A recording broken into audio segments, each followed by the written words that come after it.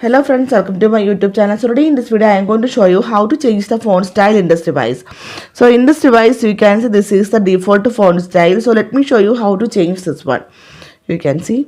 So you will get one default inbuilt application theme store. Just open this one. So after open this application, on the top you can see one tab fonts. Tap on this one.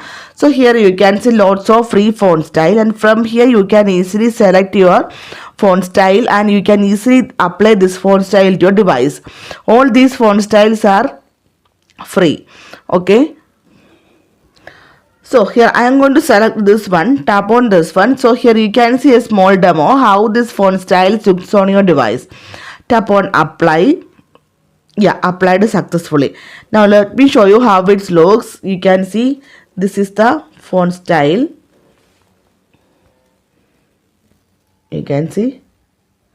So simply in this way you can change the font style in this device without any third party application.